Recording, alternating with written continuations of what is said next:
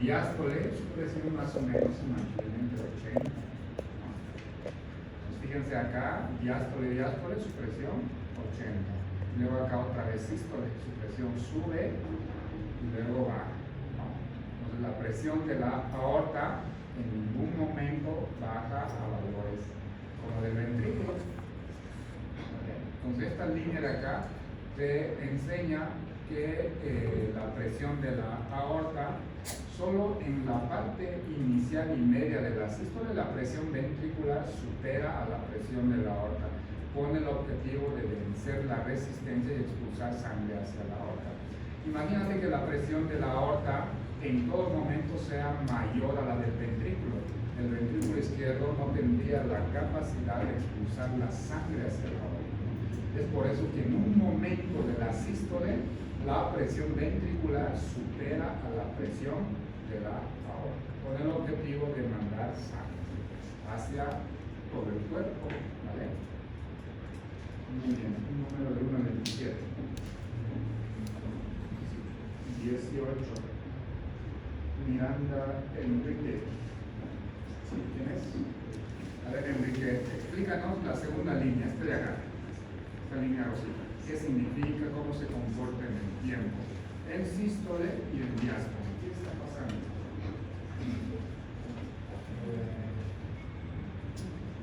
Es la presión ventricular. Eso. Y podemos ver cuando se eleva em momento de ejeção na sístole hasta 130, 120 por aí, depois baja novamente em uma relaxação volumétrica e mantém aí uma pequena prostase em um zero na diástole, hasta depois aumentar novamente, seguindo. Okay. ¿Qué está pasando acá? Del momento en que se produce el cierre de la válvula atrioventricular, que es acá, hasta el momento de la apertura de la válvula aorta. ¿Qué está pasando en este momento? Porque fíjate que acá, fíjate que acá la presión es cero, ¿no? Con la contracción auricular la presión sube ligeramente a 4 o 5 milímetros de mercurio.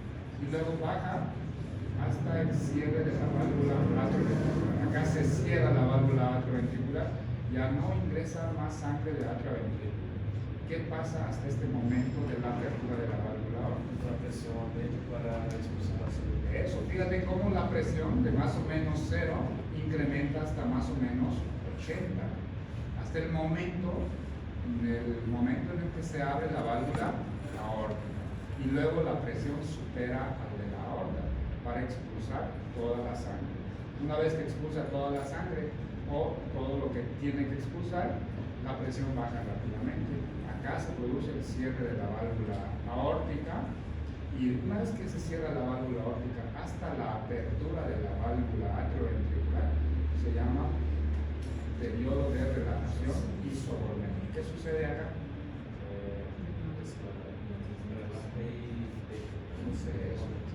Relaja, la presión ventricular cae, pero el volumen no se modifica.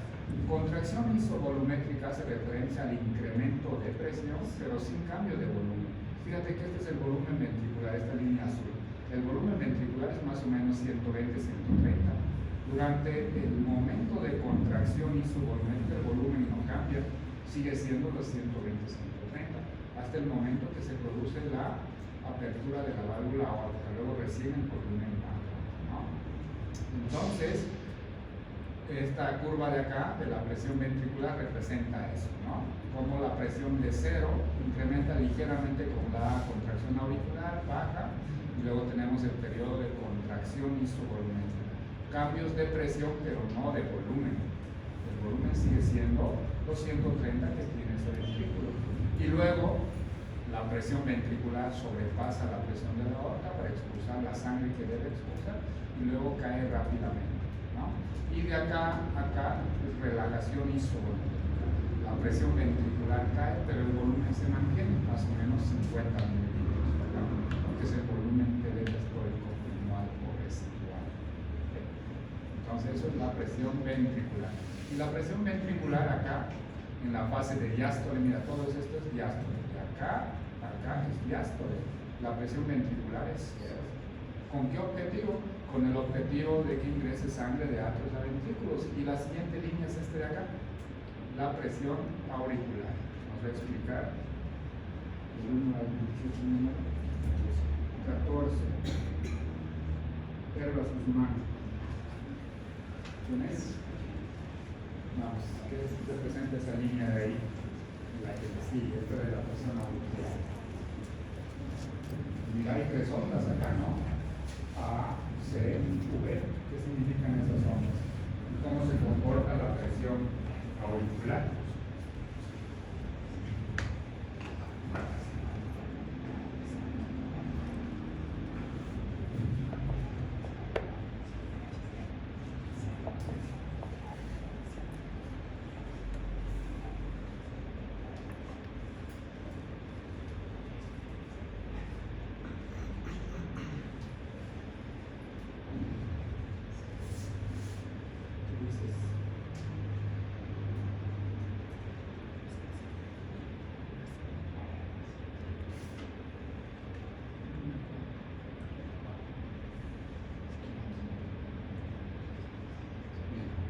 ¿Qué está pasando acá, por ejemplo? Acá, sístole, ¿verdad? Y esto es diástole. ¿Qué está pasando acá en diástole? Este de acá es la presión ventricular. Y las líneas intercortadas de encima es la presión auricular. ¿Qué está pasando ahí? Sí, pero ¿qué ves ahí en esas dos líneas? ¿Cuál es la más elevada, pues?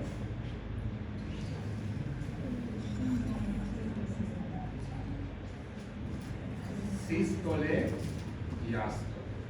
¿Qué está pasando en diástole? En diástole está pasando que la presión auricular es mayor a la presión ventricular. Ligeramente, pero es mayor.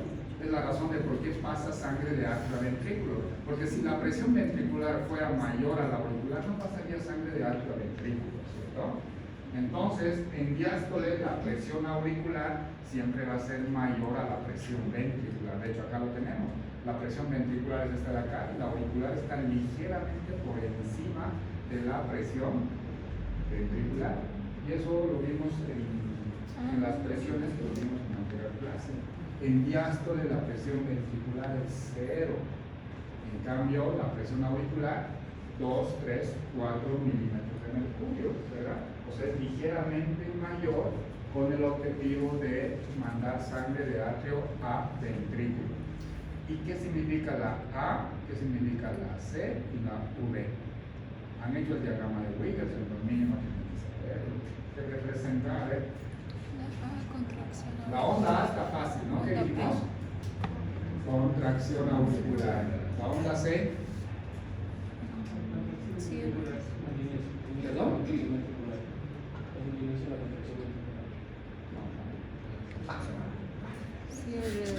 ¿Perdón? La V.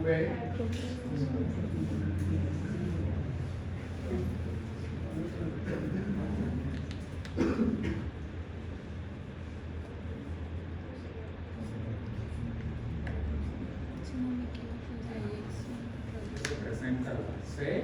¿Qué representa la V? Ambas no son contracciones ventriculares.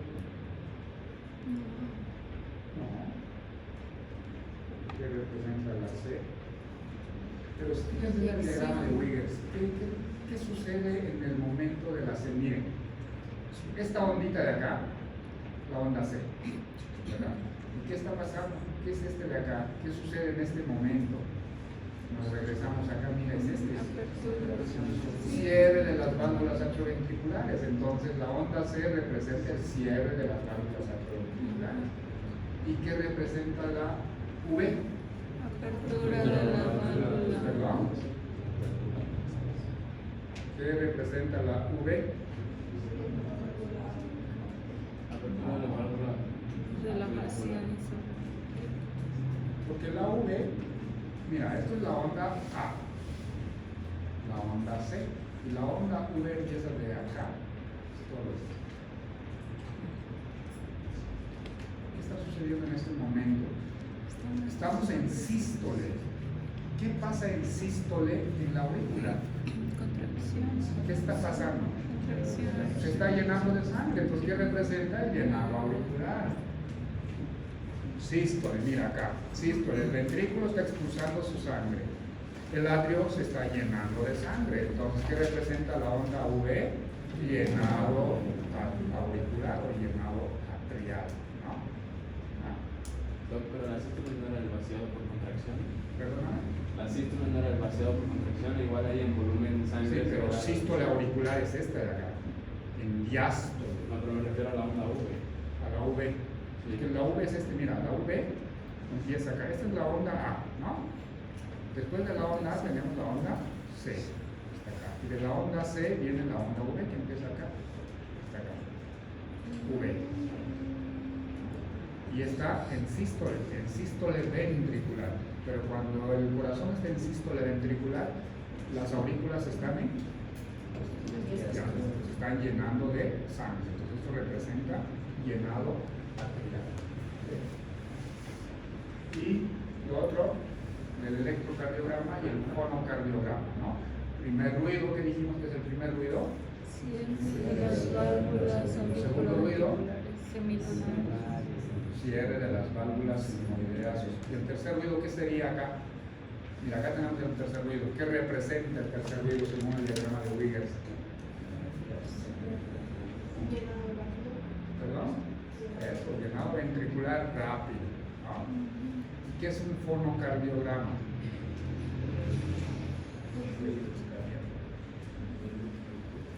¿Qué es un fonocardiograma? Un mapa de los sonidos cardíacos. Un mapa de los sonidos cardíacos. Sí, podría ser. Es la representación gráfica de los ruidos cardíacos, ¿no? Antes había esos fonocardiógrafos, que era como un estetoscopio, pero amplificado, como con un parlante, por así decirlo. Tú escuchabas ahí y te hacía los trazos así como esta.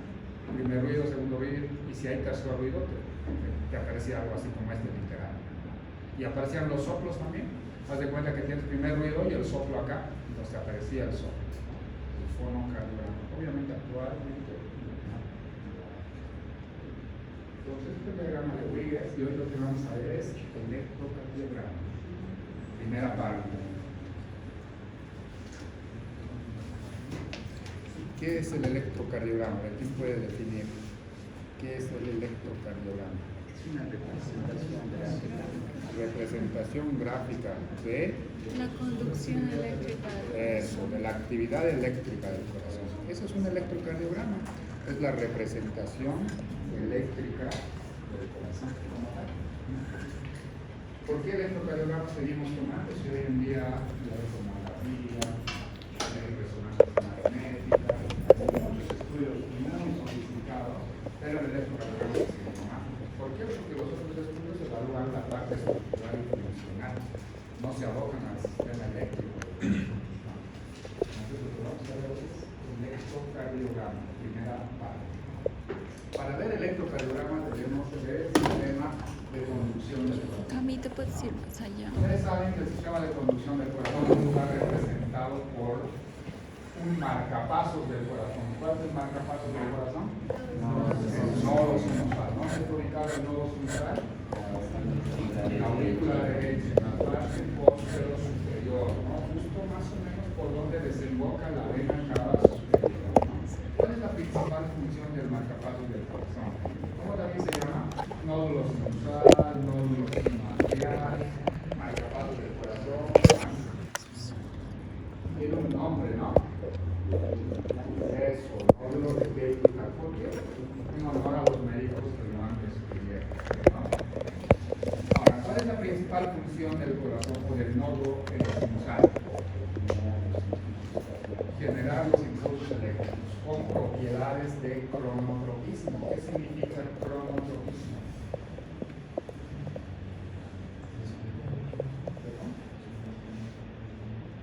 Es algo de tiempo, pero relacionado a La conducción. perdóname. A la conducción del. Puede ser, cronotropismo significa la capacidad del nódulo sinusal para incrementar o disminuir la frecuencia cardíaca en función a los requerimientos del organismo. Por ejemplo, cuando una persona está descansando, ¿cuánto es la frecuencia cardíaca? Más o menos 30-40 latidos por minuto. Pero cuando uno está haciendo deporte, la frecuencia cardíaca incrementa más de 100, 110, 120, 130, ¿no? Esa capacidad del nódulo sinusal se llama cronotropismo, la respuesta cronotrópica del nódulo sinusal, ¿no? Esa capacidad solo lo tiene el nódulo sinusal. Muchas veces en enfermedades autoinmunes, en enfermedades neurodegenerativas, el nodo sinusal deja de funcionar. Cuando el nodo sinusal deja de funcionar, siempre decimos que el corazón es una máquina perfecta, ¿verdad? Cuando el nodo sinusal deja de funcionar, cualquier parte del sistema de conducción puede tomar el mando. Es decir, esto deja de funcionar, esta parte del sistema de conducción puede tomar el mando del corazón. Pero esta parte no tiene la capacidad del cronotropismo. Es decir, cuando el nodo sinusal se enferma, se llama disfunción del nodo sinusal, entonces cualquier parte del sistema de conducción toma el mando. Hagamos de cuenta que esta parte toma el mando del corazón, pero esta parte no tiene la capacidad de cronotropismo, es decir, que la frecuencia cardíaca va a ser 80 todo el tiempo. Cuando estás durmiendo, la frecuencia cardíaca va a ser 80. Estás corriendo, la frecuencia cardíaca va a ser 80. No tiene la capacidad de cronotropismo. Mientras más bajo tome el mando del sistema de conducción, más bajo va a ser la frecuencia cardíaca. Es decir, cuando este nódulo se enferma, si toma el mando esta parte de acá, la frecuencia va a ser más o menos 80. Si toma esta parte de acá, la frecuencia va a ser 70. El nodo 60, acá 40 o 50. Si toma el mando, por ejemplo, esta parte del sistema de conducción, la frecuencia cardíaca va a ser entre 30 y 40. Mientras más bajo del sistema de conducción toma el mando del corazón, más bajo es la frecuencia cardíaca. Pero sin propiedades de cronotropismo. Cuando hay disfunción del nodo sinusal, hay enfermedades autoinmunes. ¿Qué enfermedades autoinmunes? ¿No? Lupus, síndrome de Sjögren, esclerodermia, artritis, etcétera, etcétera, ¿verdad? Entonces, las enfermedades autoinmunes te pueden dar disfunción del nodo sinusal, y también las enfermedades neurodegenerativas te pueden dar disfunción del nodo sinusal. Cuando eso sucede, entonces cualquier parte del sistema de conducción toma el mando del corazón, pero sin la propiedad del cronotropismo. O sea, solo va a generar descargas a una determinada frecuencia cardíaca. ¿De qué va a depender la frecuencia cardíaca? De qué tan bajo esté el sistema de conducción. Acá arriba la frecuencia cardíaca siempre va a generar más alto, 60, 70, más bajo y más. ¿Vale? ¿Y que una endocarditis puede causar ese problema? No, las endocarditis, bueno, a no ser que la endocarditis invada la parte del nodo sinusal, ¿no? Es decir, una endocarditis a nivel de la vena cava superior y por vecindad, si ataca a ese nivel, podría dar, pero no. Habitualmente las endocarditis te dan en la válvula mitral y en la válvula pulmonar, ¿no? Del lado derecho. Ahora, el nodo sinusal se continúa con el nodo atrioventricular. ¿Cómo se llama el nodo atrioventricular también? Salud. Nodo AB, nodo atrioventricular, nodo auriculoventricular, también conocido como. Dice que tiene más tarea para investigar. Ahora, ¿cuál es la función del nodo AB? Dijimos que el nodo sinusal cumple la función de marcapasos del corazón, ¿no? Con la propiedad del cronotropismo. ¿Para qué función cumple el nodo AB? Aparte de pasar el impulso eléctrico de atrios a ventrículos. ¿Cuál es la función del nodo atrioventricular? Eso, retrasar el impulso eléctrico hacia los ventrículos. ¿Con qué objetivo? ¿Cuál es el objetivo de retrasar el impulso eléctrico? Con el objetivo de que atrios y ventrículos no entren en sístole a la vez. Imagínate que el ventrículo esté en sístole y la aurícula también en sístole. No, o que ambos estén en diástole a la vez, tampoco es factible, ¿cierto? Entonces, la principal función del nodo atrioventricular es de retrasar el impulso eléctrico. ¿Vale? Ahora, entre los dos nodos, entre el nodo sinusal y el nodo atrioventricular, existen los haces internodales, ¿no? 1, 2, 3, y este es el hace interauricular, o de Bachmann, ¿no? Ahora bien, el impulso eléctrico, mira, acá tenemos un corazón ejemplificado. El impulso eléctrico pasa de atrios a ventrículos solo a través del nodo AB y el ATS. no hay otra parte. En un corazón estructuralmente sano, en un corazón sano, vamos a decirlo así, no pasa impulso eléctrico. Por ejemplo, acá es la aurícula izquierda, este es un haz interauricular. Entonces, el impulso eléctrico no pasa de acá a acá, que es ventrículo. Esto es ventrículo, esto es aquí, ¿no? Entonces, acá hay como un piso fibroso que impide que el impulso eléctrico de atrios pase a ventrículos por acá. Tampoco puede pasar por acá. El impulso eléctrico solo debe pasar a través del nodo atrioventricular, y el nodo atrioventricular se continúa con el haz de His, que es este de acá. El haz de His se continúa con la rama derecha del haz de His, que es esto, y con la rama izquierda del haz de His, que es esto de acá. Y la rama izquierda del haz de His tiene dos fascículos, el fascículo anterior y el fascículo posterior, ¿no? Entonces, esto es el sistema de conducción del corazón, con propiedades totalmente diferentes. El nodo AB, principal marcapasos del corazón, con la propiedad del cronotropismo, ¿no? El nodo sinusal, perdón. Y el nodo AB es el nodo que produce un retraso en el impulso eléctrico, con el objetivo de que atrios y ventrículos no entren en sístole al mismo tiempo.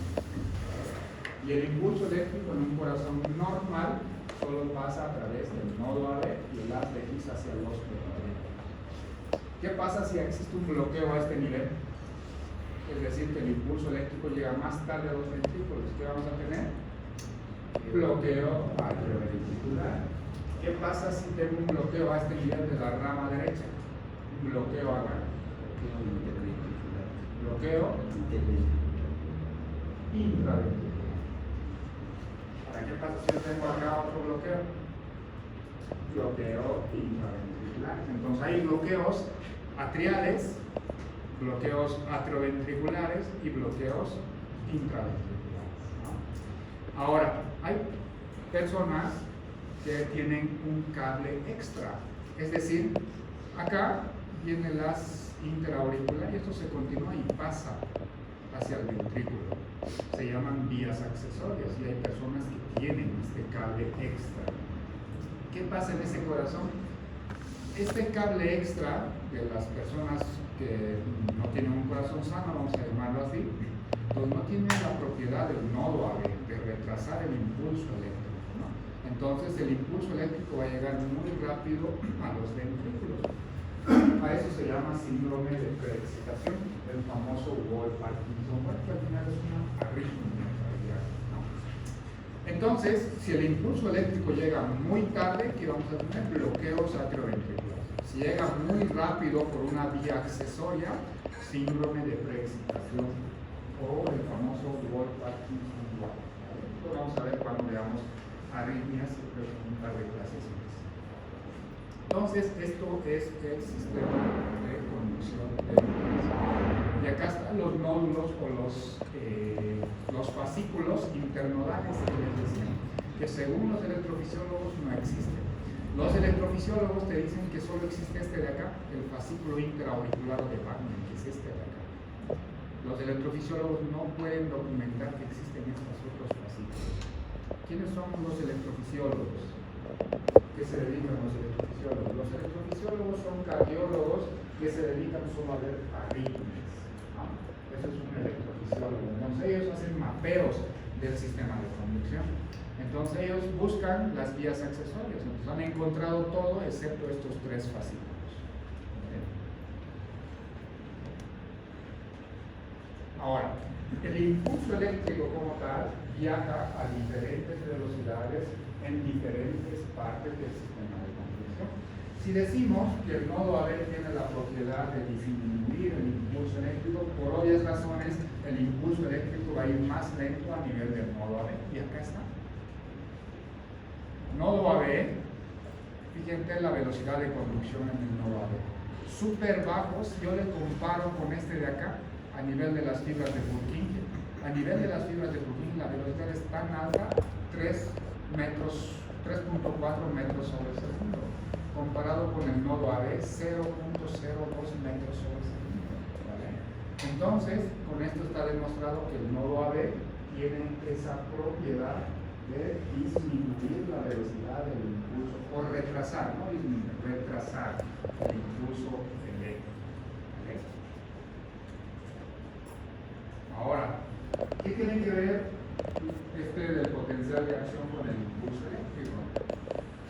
despolarización, ya sea del músculo cardíaco como tal o del sistema de conducción, tiene que ver con la entrada de sodio y la salida de potasio. Esto es una despolarización del miocardio como tal, y este de acá es una despolarización del sistema de conducción. Todo es entrada y salida de sodio. Ahorita vamos a ver cómo es una célula cardíaca despolarizada en despolarización y polarizada. Todo tiene que ver con entrada y salida de sodio. Es por eso que cuando ingresan pacientes a terapia intensiva, si presentan algún tipo de arritmia, ya sea una taquiarritmia o una bradiarritmia, tenemos que volver a ver qué el sistema, el medio interno, ¿no? Un desequilibrio hidroelectrolítico o el equilibrio ácido-base. Porque en las arritmias siempre están involucradas las alteraciones hidroelectrolíticas o ácido-base. Ahora bien, el electrocardiograma como tal se lo debemos a este señor. Este señor lo descubrió en el año 1924, de hecho, gracias al descubrimiento, ganó el premio Nobel en fisiología, ¿no? Un electrocardiograma o un trazo eléctrico del corazón tiene una línea isoeléctrica, tiene deflexiones positivas o deflexiones negativas. ¿Cuál es la línea isoeléctrica en un electrocardiograma? Esta de acá, esta línea recta. Línea isoeléctrica. Este de acá es una deflexión. Las deflexiones positivas son hacia arriba, las deflexiones negativas son hacia abajo. Entonces, en un electrocardiograma, la primera deflexión positiva va a ser la onda P. ¿Qué representa la onda P? La despolarización auricular, ¿no? Toda célula que se despolariza se repolariza, ¿no? ¿Tenemos repolarización auricular? Sí. Esta repolarización auricular, ¿lo vemos en el electrocardiograma? No. ¿Por qué? Porque en el momento que está sucediendo la repolarización auricular, sucede la despolarización ventricular. La despolarización ventricular en el electrocardiograma está representado por el complejo QRS. Ojo que la onda Q siempre es negativa, la onda R siempre es positiva. Toda onda R en la parte del complejo QRS o toda deflexión positiva en la parte del complejo QRS tiene que ser R. O toda deflexión negativa grande en la parte del complejo QRS tiene que ser onda S. No hay S positiva, tampoco hay R negativa, ¿vale? La onda R siempre es deflexión positiva. La onda S y la onda Q siempre es deflexión negativa. Entonces, fíjate que el complejo QRS tiene mayor voltaje. Entonces se sobrepone sobre la repolarización atrial. Es por eso que no vemos repolarización atrial en el electrocardiograma, pero sí vemos repolarización ventricular representada por la onda P. Ojo que la onda P puede ser positiva o puede ser negativa, dependiendo de qué derivación lo estamos viendo. La onda T lo mismo, puede ser positiva, puede ser negativa, puede ser plana o puede ser isodifásica, ¿vale? En cambio, en el complejo QRS, la onda R siempre positiva, la onda S siempre negativa, al igual que la onda Q. La onda Q muchas veces no se ve, pues la gran mayoría de pacientes sanos no debería de verse onda Q. Y si se ve, tiene que tener ciertas medidas que lo vamos a ir viendo más adelante. Entonces, un electrocardiograma tiene línea isoeléctrica, tiene deflexiones positivas, que son hacia arriba, y deflexiones negativas, que son hacia abajo. Entonces, la onda P representa la despolarización auricular, complejo QRS, despolarización ventricular, la onda T, la repolarización ventricular. Y si en el examen preguntamos por qué no se ve la repolarización auricular, la respuesta va a ser porque en ese mismo momento está sucediendo la despolarización ventricular. Y como tiene mayor voltaje, se sobrepone sobre la repolarización atrial. Ahora, esto es lo que decíamos, entrada de sodio y potasio, ¿no? Una célula cardíaca polarizada es cuando, esta es una célula, este azul, todo lo azul es una célula. Una célula cardíaca polarizada es cuando el ion sodio está en el espacio extracelular y el ion potasio está en el espacio intracelular. Esta es una célula cardíaca en reposo o célula cardíaca polarizada. Ahora, ¿qué pasa si llega un impulso eléctrico acá? Si llega un impulso eléctrico acá, lo va a despolarizar. ¿Y cómo se ve una célula en despolarización así? Llega el impulso eléctrico acá, entonces, ¿qué pasa? El ion sodio ingresa y el ion potasio sale, ¿no? Célula cardíaca en despolarización. ¿Cómo se verá una célula cardíaca activada o despolarizada? Todo el ion sodio al interior de la célula y el ion potasio en el espacio extracelular. Si se fijan, todo es entrada de sodio y salida de potasio, y al revés, ¿no? Entonces, cuando un impulso eléctrico llega a alguna parte del corazón, lo que sucede es esto: entrada y salida de sodio, entrada y salida de potasio. Por eso que en esta parte, cuando les enseñaba esto de acá, les decía, todo tiene que ver con entrada y salida de sodio y potasio, calcio obviamente, ¿no? Y todo lo que genera el impulso eléctrico es nada más entrada y salida de sodio y potasio, a nivel del sistema de conducción o a nivel de los miocardios. Ahora, ¿por qué tenemos ondas positivas y por qué tenemos ondas negativas? ¿Cuál es la razón? Aquí está la explicación. Acá tienen que entender muy bien por qué en el electrocardiograma tenemos ondas positivas o ondas negativas. Esta es una célula cardíaca. Entonces acá está llegando un impulso eléctrico. Si la despolarización está empezando acá, entonces la dirección de la despolarización va a ser esta, ¿verdad? Yo voy a tener onda positiva o negativa dependiendo de dónde estoy viendo esa despolarización. En esta despolarización, mi vector tiene esta dirección. El vector empieza acá y está viajando en esta dirección. Ahora, de donde yo le esté viendo esta despolarización, voy a tener onda positiva u onda negativa, dependiendo si el vector se acerca al electrodo o se aleja del electrodo. Entonces, yo voy a colocar, quiero ver el impulso eléctrico de esta célula cardíaca en despolarización. Lo voy a ver de todas partes. Voy a empezar acá. Coloco un electrodo acá. Mi electrodo está acá y el impulso eléctrico tiene esta dirección. El impulso eléctrico se está alejando en todo momento de mi electrodo. Entonces, en mi electrocardiograma voy a tener una onda totalmente negativa. ¿Por qué? Porque en todo momento se está alejando el impulso eléctrico. ¿Vale? Ahora, yo lo voy a ver, este mismo impulso eléctrico, lo voy a ver desde acá. Acá estoy colocando mi electrodo. Fíjense, acá empezó el impulso eléctrico. De acá a acá se acercó a mi electrodo. Y es por eso que me da una pequeña deflexión positiva. Pero de acá hasta acá se aleja. Por eso que tengo una deflexión negativa más grande. Ahora, ¿qué pasará si lo veo acá? Ahora estoy viendo este impulso eléctrico que se generó acá, que está viajando en esta dirección. Ahora lo estoy viendo con este electrodo acá. De acá, que se generó hasta acá, se acerca a mi electrodo. Tengo una deflexión positiva. De acá a acá se alejó, una deflexión negativa. Ahora, ¿qué pasa si yo lo veo de acá? Mi electrodo lo estoy colocando acá. De acá que se generó el impulso, viajó todo este lapso hasta acá. Entonces, como se acerca, voy a tener una deflexión positiva grande. Y de acá a acá se aleja, entonces voy a tener una deflexión negativa pequeña.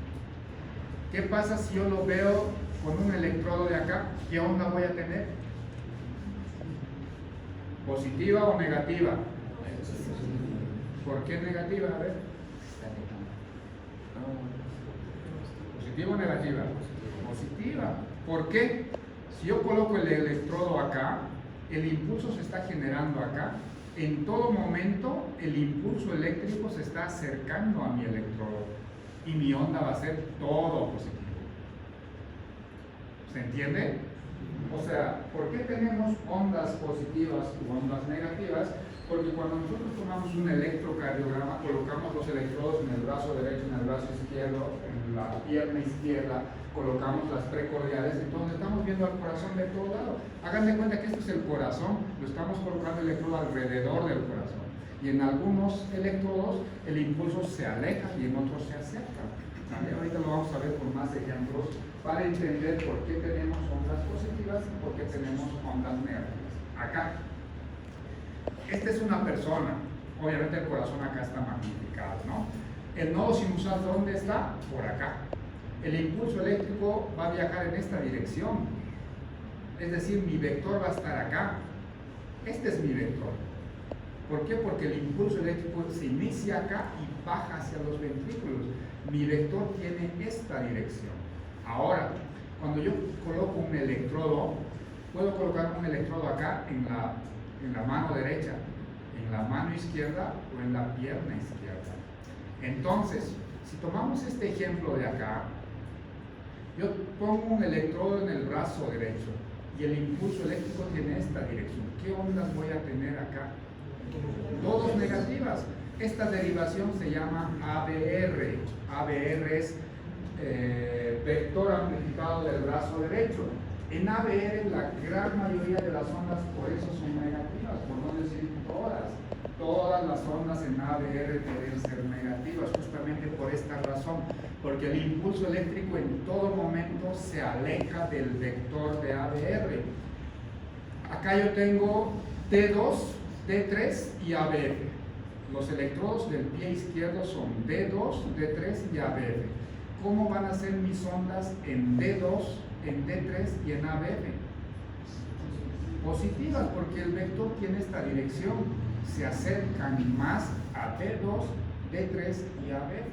Es por eso que en un electrocardiograma la gran mayoría de las ondas van a ser positivas. ¿Cómo tendré mis ondas si yo coloco un electrodo acá? ¿Más positivas o más negativas?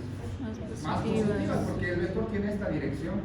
Se acercan ligeramente a este lado, entonces van a tener ondas positivas. No van a ser tan positivas como acá, pero van a seguir siendo positivas. Entonces, esta es la razón de por qué tenemos deflexiones positivas o deflexiones negativas en un electrocardiograma. Es nada más de dónde lo estamos viendo al corazón, porque el impulso eléctrico en toda persona va a tener esta dirección. ¿Por qué? Porque el nodo sinusal está acá y el impulso eléctrico viaja a través del sistema de conducción. Tiene esta dirección, el vector final. ¿Ven? ¿Se entendió o no?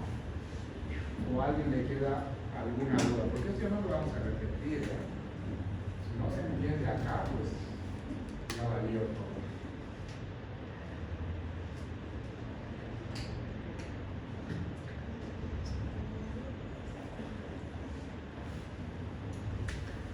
¿Se entendió?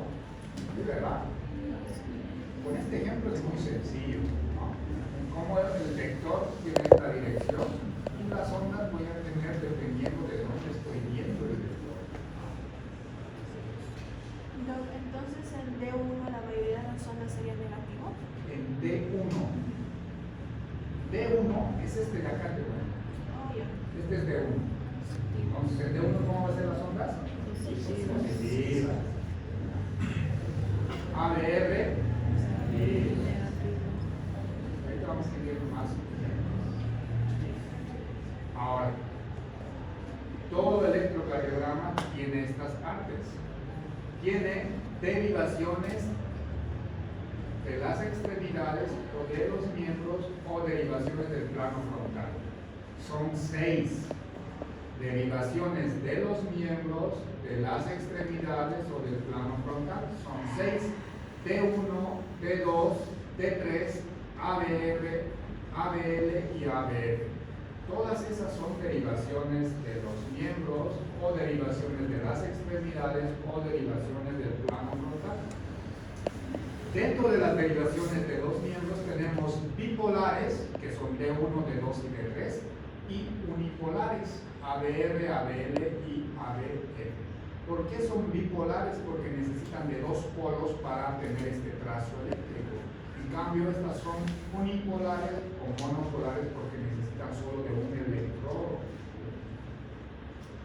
Estas derivaciones de las precordiales de B1 a B6 son unipolares sobre el plano horizontal, son las precordiales. Y luego tenemos la tira de ritmo, que es este de acá, que generalmente es la derivación D2, el D2 largo, para ver el ritmo.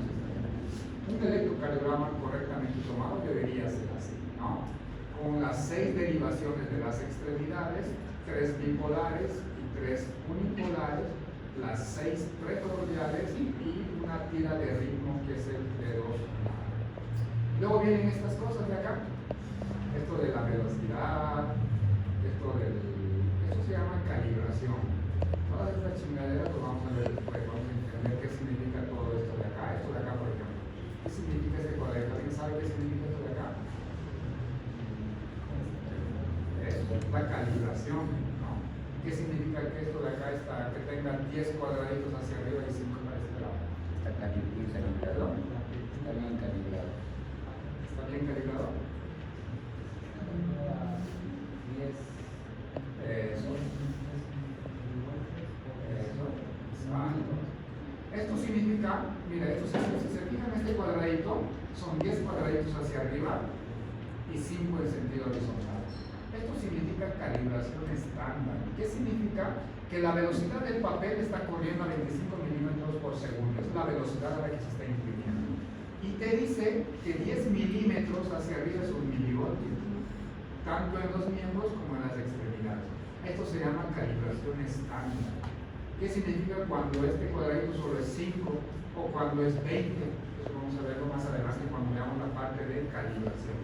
Pero esto es calibración, ¿vale? Que lo vamos a ir viendo más adelante. De esta diapositiva, ¿qué tienen que recordar? Que el electrocardiograma tiene 12 derivaciones. Cuando ustedes vayan a pedir un electrocardiograma, coloquen electrocardiograma de 12 derivaciones. Porque no me sirve solo tener derivaciones de las extremidades, sin precordiales. Tampoco sin el D2 largo. Entonces, cuando hagan el internado y les digan al residente, pide un electrocardiograma de 12 derivaciones.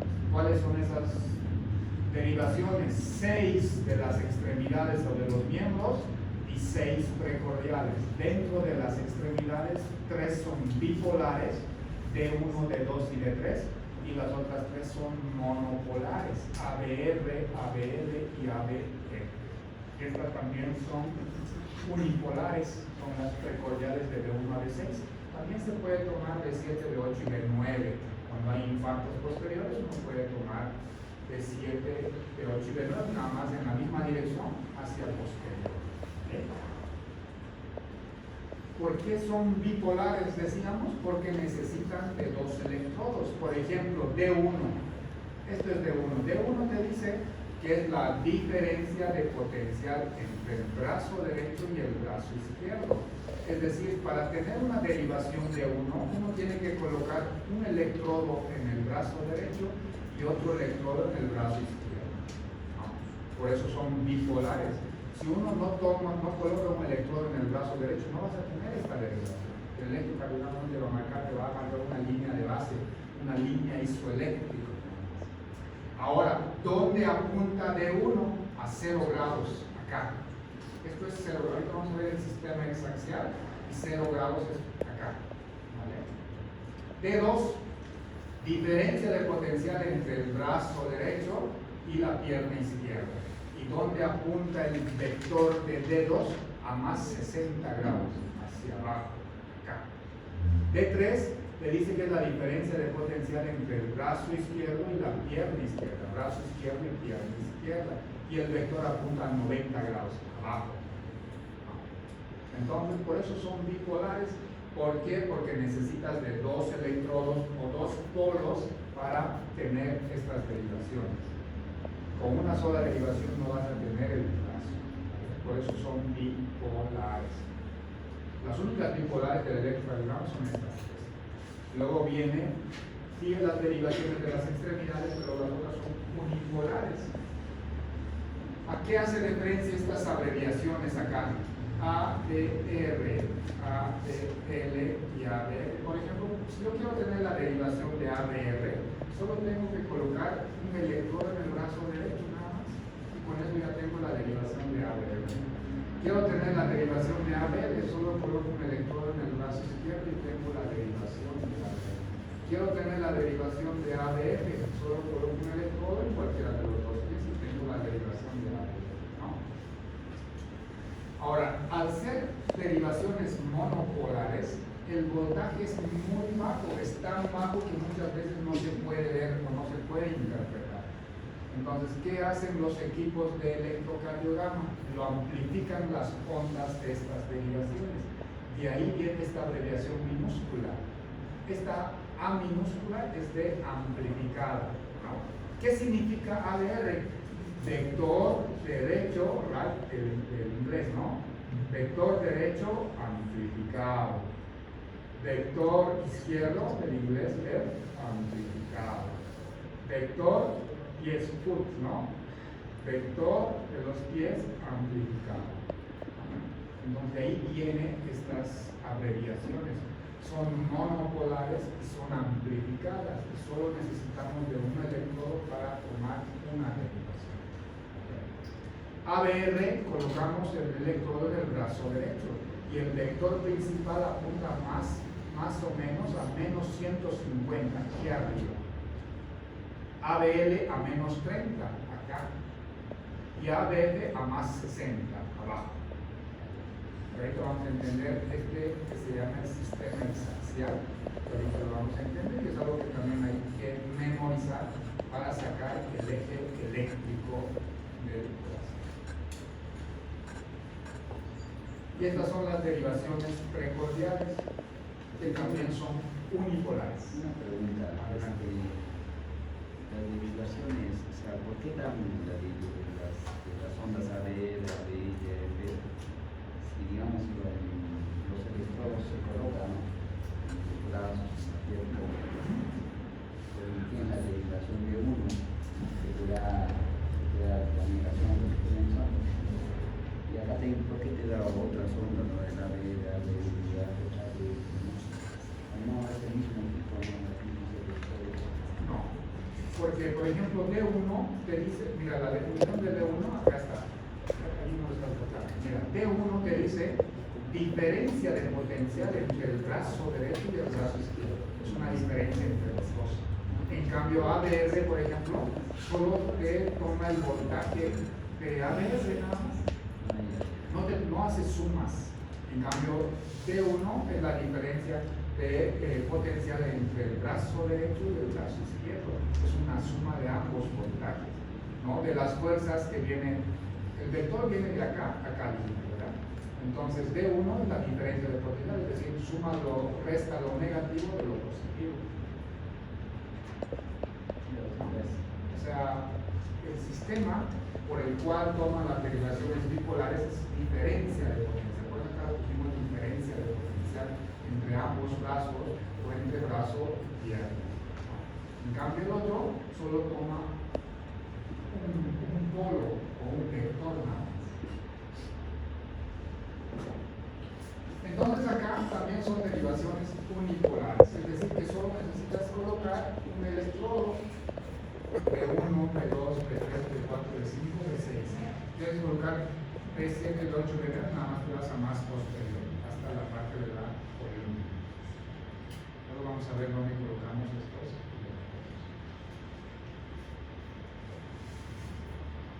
Este sistema exaxial es algo que tienen que recordarlo muy, pero muy bien. Círculo de ejes, sistema exaxial. Decíamos que D1, mira acá, D1 es la diferencia entre brazo derecho y brazo izquierdo. Este es el vector de D1. Y este está representado acá. Este es D1. El vector de D1 apunta a 0 grados, D1. Positivo acá, negativo acá. Esto es D1, derivación de 1. Diferencia entre el brazo derecho y el brazo izquierdo, D1. D2 D2 apunta hacia 60 grados. Hacia abajo es positivo, ojo, y hacia arriba es negativo. De 0 a 180 positivo, de 0 a 180 negativo hacia arriba. D1, ¿dónde apunta? A 0 grados. D2, ¿dónde apunta? A 60 grados el polo positivo y el polo negativo a menos 120. D3, ¿dónde apunta? A más 120 el polo positivo y a menos 60 el polo negativo. ABF, ¿dónde apunta? A más 90 el polo positivo y el polo negativo a menos 90. ABR apunta a menos 150 y ABL a menos 30. Lo que tenemos que memorizar de este sistema hexaxial es perpendiculares. ¿Qué es una perpendicular? ¿Qué es una perpendicular? Un ángulo de 90 grados. Ángulo de 90 grados. Por ejemplo, acá, si yo digo cuál es la perpendicular de D1, esta es D1, ¿cuál es su perpendicular? ABF. Esta es la perpendicular porque acá hace 90 grados, ¿cierto? Entonces, la perpendicular de D1 es ABF. Tienen que recordarlo porque para sacar eje eléctrico, esto tiene que venir de memoria. ¿Vale? ¿Cuál es la perpendicular de D1? ABF. ¿Cuál es la perpendicular de D2? Este es D2. ¿Cuál es su perpendicular? ABL. Acá está. Porque entre D2 y ABL forman 90 grados. ¿Cuál es la perpendicular de D3? ABR. ¿Por qué?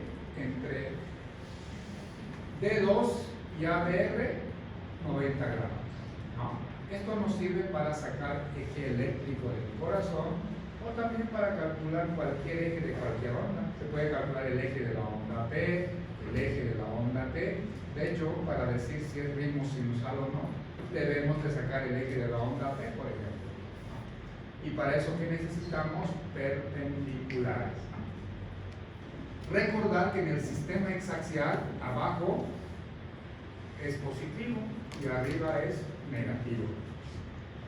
Este sistema hexaxial tiene dos lados. Esto es el lado izquierdo y esto es el lado derecho. Cuando saquemos el eje eléctrico, por ejemplo, el eje eléctrico normal en una persona tiene que estar acá, entre 0 y 90 o entre menos 15 a más 100 acá. Lo demás ya es patológico, obviamente dependiendo también de la edad. ¿Okay? Eso lo vamos a ir viendo conforme vayamos viendo dentro del programa. Entonces, de este sistema hexaxial que tienen que recordar, perpendicular. ¿Cuál es la perpendicular de D1? ABF. ¿Cuál es la perpendicular de D2? ABL. ¿Cuál es la perpendicular de D3?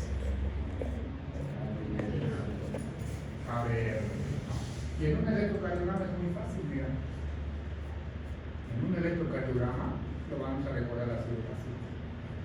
La perpendicular de D1 cruzado, ABR. La perpendicular de D3, ABR. Y la perpendicular de D2, ABR. ¿No? Para sacar eje eléctrico. De D1, ABR, cruzado.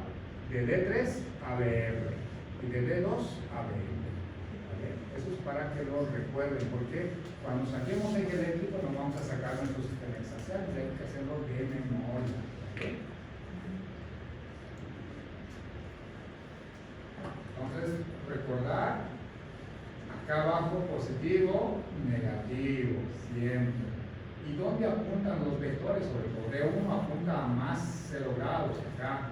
D2 a más 60, ABF a más 90, D3 a más 120. Los únicos negativos, ABL a menos 30 y ABR a menos 150. El resto apunta acá. ¿Okay? El polo positivo. ¿No? Ahora, acá está más de la explicación de por qué vemos ondas positivas y ondas negativas. Es nada, mira, acá vemos unas cámaras. ¿De dónde estamos viendo el impulso eléctrico? El impulso eléctrico viene de acá a acá. El vector tiene esta dirección. Por ejemplo, en esta persona, el corazón está acá, el impulso eléctrico, el vector viene de acá a acá, en esta dirección. Si yo pongo mi electrodo en ABR, la gran mayoría de mis ondas van a ser negativas, como vemos acá. Yo pongo el electrodo en ABF, abajo, acá. Mi vector tiene esta dirección. La gran mayoría de mis ondas van a ser positivas, como vemos acá en ABF. En D1 es acá. El vector tiene esta dirección. Si bien el impulso eléctrico tiene esta dirección, pero más se acerca que se aleja. Es por eso que tengo ondas positivas, no tan positivas como en ABF, porque en ABF el vector sí tiene esta dirección. En cambio, AD1, si bien tiene esa dirección, pero no va en esa dirección de manera exacta, por eso las ondas son menos positivas en D1. Y así podemos hacerlo con cada derivación.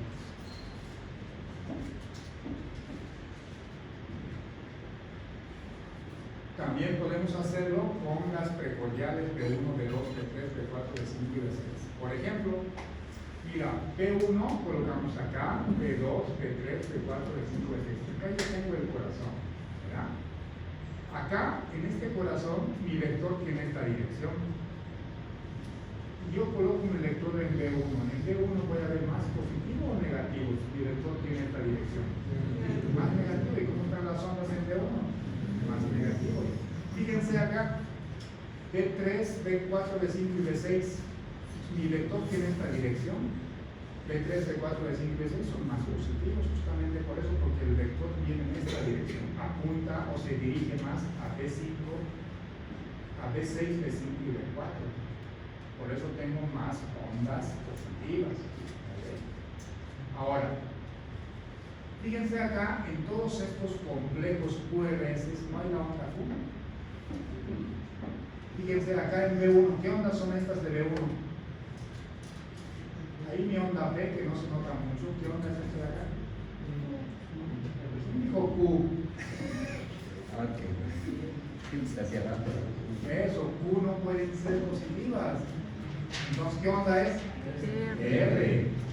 Al ser una R pequeñita, va a ser una R minúscula. Si fuera una, por ejemplo, esta onda R es una onda R mayúscula. ¿Vale? Entonces, ¿qué onda es esta? R. ¿Y esta onda? S. ¿No? ¿Esta de acá? R, pero R minúscula. ¿Y esta? S mayúscula. Acá, R minúscula y S mayúscula. Acá, R mayúscula porque ya es grande, ¿no? Entonces, R mayúscula y S mayúscula. S mayúscula. Acá, R mayúscula y S minúscula. y S minúscula también. O puede ser R mayúscula, R y S mayúscula ambos. O también sería válido R mayúscula y S minúscula. Válido ambos. Acá, R y S S, ¿verdad? S minúscula. ¿Así? Ahora pueden encontrar ondas diferentes como estas de acá. ¿Cómo denominarían ustedes estas ondas? En una pluma roja que me robaron la anterior vez. Sí, pero dijeron que no. Hijos de la chingada. A ver, ¿cómo denominaríamos este complejo QRS? Onda B.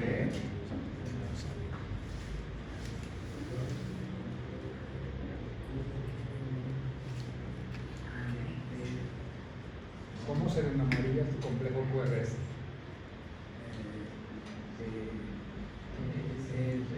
R minúscula, muy bien. S mayúscula. ¿Y qué es esta otra onda? R mayúscula prima. ¿Así? Este es el complejo QRS. R minúscula, S mayúscula y R mayúscula prima. Ahora al revés, hagamos de cuenta que esta onda es grande y esta onda pequeñita.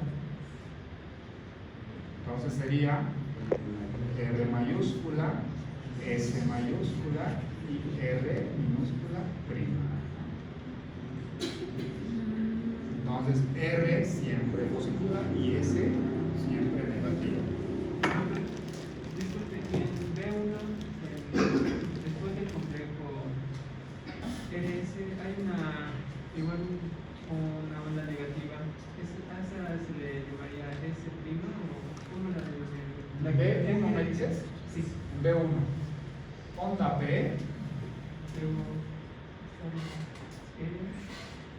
R, S. ¿Esta dices? Sí, esa. Sí, pero esto ya no es complejo QRS, ¿no? ¿Qué es eso? Onda T, ya no es complejo QRS. Y la onda T puede ser positiva o puede ser negativa. Es normal que esté negativa, ¿no? La onda T, si es niño es normal, si es adulto no. La onda T puede ser positiva o negativa. En niños no tiene mucha trascendencia. En cambio, en adultos sí puede significar impacto. En niños, la T va a ser negativa en todas las derivaciones. No, no siempre. Es que esta parte del segmento, ahí hablamos de la parte del segmento ST, ¿no? Cuando existe, por ejemplo, este de acá, onda T negativa, en un adulto ya puede significar isquemia, por ejemplo. En cambio, en un adulto puede ser normal, o en un niño, perdón, puede ser normal. Ahora, yo puedo tener onda T negativa en todas las derivaciones. Si es niño, yo tengo que buscarle sobrecarga de presión o sobrecarga de volumen. Más no voy a pensar en impacto, los niños no tienen impacto. Pero si es adulto y tengo onda T negativa en varias derivaciones, pues estoy obligado a pensar que puede ser impacto. No siempre depende del contexto. No depende de la edad, del contexto y muchas otras cosas, ¿no? Pero normalmente la onda T en B1 siempre suele ser negativa y luego se va positivizando, ¿no? Ahora, si yo veo T negativa en todas las derivaciones, pues tengo que ver, ¿es niño o es adulto? Es niño, entonces aún así no es normal en niños, entonces tengo que buscarle sobrecarga de presión o sobrecarga de volumen, ahí está mi respuesta. Ahora, si es adulto, entonces tengo que pensar en isquemia. Diferentes complejos. Entonces la denominación de los complejos QRS varía, ¿no? Ahora, complejo QRS, ¿qué significa la Q? ¿Qué significa la R? ¿Qué significa la S?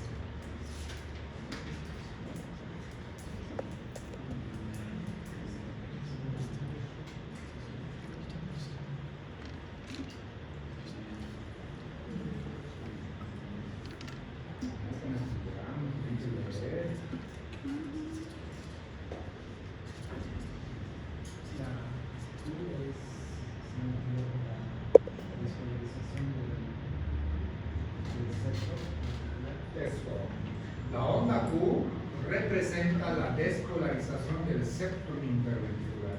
Entonces, al ser el septum delgado y pequeño, por eso que la onda Q siempre es pequeño. Fíjense el vector de la onda Q, súper pequeñito, es este de acá, y tiene esta dirección. Mira, mi onda Q se acerca más a B1, B2. Entonces, yo puedo tener onda Q en B1 y B2 sin ser patológica. Entonces la onda Q representa la despolarización del septum interventricular. Y como es solo septum, entonces el voltaje es menor, es pequeño. Y luego tenemos la onda R. ¿Qué representa la onda R? La despolarización de la mayor parte de la masa ventricular.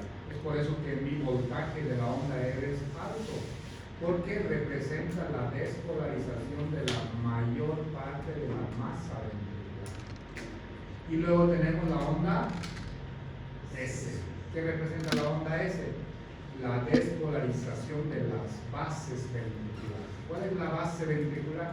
La parte que está pegada a las válvulas atrioventriculares. Acá estaría la mitral y acá la tricúspide. Entonces esta es la base del corazón. Entonces, ¿qué voltaje predomina? La onda R. La razón de por qué las ondas R siempre son más altas en determinadas derivaciones que la onda S. ¿Por qué la última dirección? ¿Por qué la dirección del...? Ok.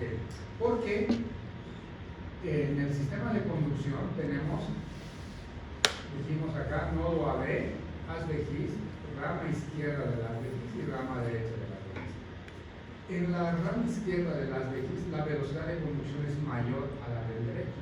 Es decir, que primero se despolariza el lado izquierdo del septum interventricular y luego se despolariza el lado derecho del septum interventricular. Por eso el vector tiene esta dirección y no esta dirección. Es por velocidades de conducción. La última parte en despolarizarse son la base y por eso el vector tiene esta dirección. Se dirige opuesto a los demás electrodos. La razón de por qué en ABR alguna vez tenemos onda R positiva. Mira, en las breves acá. ABR tenemos una onda R positiva. ¿Por qué? Porque el vector, el tercer vector que representa la despolarización de la base ventricular tiene esta dirección. Se acerca hacia ABR. Por eso tenemos en ABR algunas ondas positivas. Es en relación a la dirección en la cual se despolarizan los ventrículos. Entonces repasamos Q, despolarización del septum ventricular.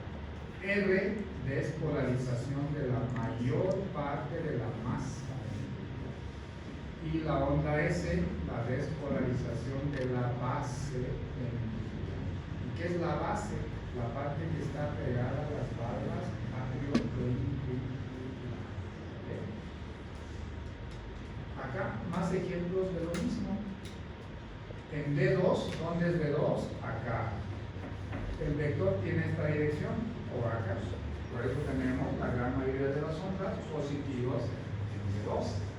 En ABR, casi todas las ondas negativas, pero tenemos una onda R pequeñita acá, ¿verdad? Justamente por algunos vectores que tienen esta dirección. Y en ABL casi son isodifásicos, ¿no? ¿Y dónde apunta ABL? Acá. A ver. Esto es más de la onda Q, de por qué la onda Q normalmente o casi siempre es patológica, dependiendo cuánto mide en voltaje y en tiempo. Eso lo vamos a determinar cuando veamos onda por onda.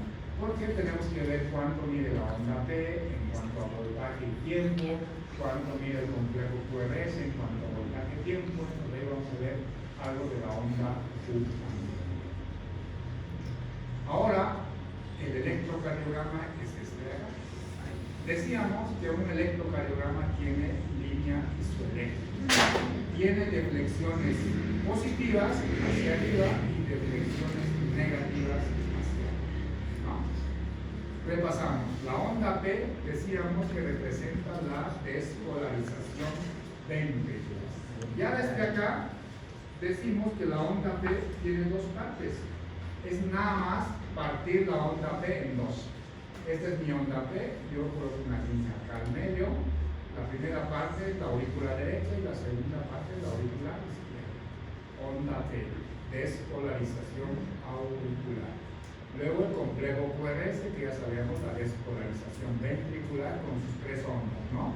La onda Q representa la despolarización del septum. La onda R,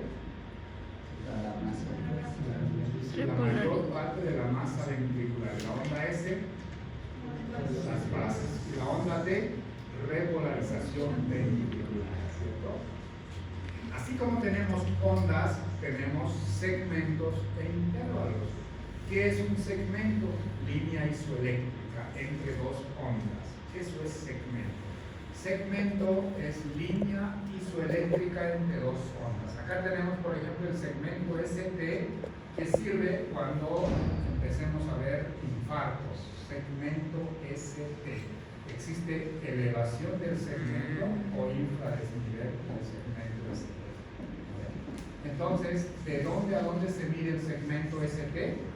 Desde donde termina el complejo QRS hasta donde empieza la onda de segmento ST, solo línea isoeléctrica. yo les digo dónde está el segmento PR, ¿dónde lo ponen? Desde la onda. Segmento PR, donde termina la onda P hasta donde empieza el complejo QRS. O también puede ser segmento PQ, pero como casi no hay otra Q, entonces por eso se llama PR, ¿no? Esos dos segmentos, no me interesa otro segmento, ¿vale? Segmento ST y segmento PR. Dos intervalos bien importantes que tienen que aprenderlo: intervalo PR e intervalo QT. ¿Qué es un intervalo? Un intervalo incluye segmento más onda. Incluye onda y segmento. Intervalo. ¿Cuáles son los intervalos que tienen que aprenderse? El intervalo PR. ¿De dónde a dónde se mide el intervalo PR? Donde empieza la onda P hasta donde empieza el complejo QRS. Acá lo mismo. ¿Por qué es intervalo PR? ¿Por qué no intervalo PQ? Porque la Q casi siempre no se ve. Por eso se llama intervalo PR. ¿De dónde a dónde lo van a medir? Donde empieza la onda P hasta donde empieza el complejo QRS. Y acá tienen que empezar a averiguar cuánto mide normalmente el intervalo PR. ¿Y qué representa el intervalo PR? ¿Qué creen que representa el intervalo PR? Si sabemos que la onda P es la despolarización auricular y el complejo QRS es la despolarización ventricular. ¿Qué es el intervalo PR? ¿Qué creen que representa el intervalo PR? Entonces acá necesitamos saber eso. ¿Qué representa el intervalo PR y cuáles son los valores normales? ¿Qué significa cuando está prolongado y qué significa cuando está muy corto? ¿Vale? Y el otro, el intervalo QT. ¿De dónde a dónde medimos el intervalo QT? Donde empieza el complejo QRS hasta donde termina la onda T. Intervalo QT. El intervalo QT no solo se mide, también se corrige. Entonces es lo que vamos a aprender a la siguiente clase, pero vayan checándolo. Cómo se mide, vayan recordando cómo se mide y cómo se corrige. Eso lo vamos a hacer la siguiente semana. Entonces, ¿qué nos interesa de un electrocardiograma? Línea isoeléctrica, deflexiones positivas hacia arriba, deflexiones negativas hacia abajo. Tenemos ondas, tenemos segmentos que son línea isoeléctrica y tenemos intervalos. Intervalo incluye onda y segmento. Ya para la próxima vamos a ir viendo cada uno de ellos. ¿Cuánto tiene que medir? Y acá está más ejemplificado. Onda P, QRS, el punto J. El punto J, en algún momento lo vamos a llevar. El punto J es donde termina el complejo QRS y donde está empezando la línea isoeléctrica. Este es el punto J. Puede estar elevado o también puede estar muy bajo. Segmento ST, donde termina el complejo QRS hasta donde inicia la onda. El intervalo QT. Pues acá mira, dice intervalo ST. Entonces también significado sirve. No necesitamos aprender esto acá. Sí necesitamos dos intervalos, intervalo PR y el intervalo QT. Nada. Y dos segmentos. El segmento ST, que es el más importante, y el PR, si acaso en algún momento lo vamos a llevar. Yo creo que quedamos acá porque ya es mucho, ¿verdad? Mira, estos son los electrocardiogramas. Mira, el electrocardiograma que nosotros tenemos así bonito. Onda P, complejo QRS, onda P, todo bonito. Pero los electrocardiogramas no son así. Los electrocardiogramas son con S. No entiendo para qué nos enseñan otro, para que nos muestren este. Vaya del artefacto. Entonces, ¿qué tienen que hacer? Repasar, empezar a repasar, leer, memorizar. ¿Qué es una onda P? ¿Qué es un complejo QRS? ¿Qué valores normales? Ya sabemos las partes, pero ahora necesitamos ver valores. Por ejemplo, acá, ¿dónde está la onda P? ¿Cuál es el complejo QRS? ¿Dónde está la onda T?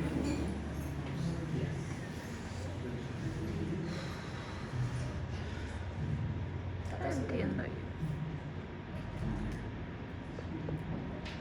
Pero acá, D1, D2. Entonces, para leer un electrocardiograma como esto, tenemos que tener un orden, una secuencia. Ya con una orden y con una secuencia podemos llegar al diagnóstico. Nos hay un orden, un protocolo de cómo interpretar. ¿Qué es lo primero que tienes que hacer? Lo primero que hay que hacer, por ejemplo, acá si está correctamente tomado, no puede estar mal tomado, los cables pueden estar mal puestos y por eso tenemos un problema. Entonces, ¿qué vamos a hacer? Un orden, una secuencia. ¿Para qué? Para que podamos interpretar el ejercicio. Entonces, vayan repasando por favor.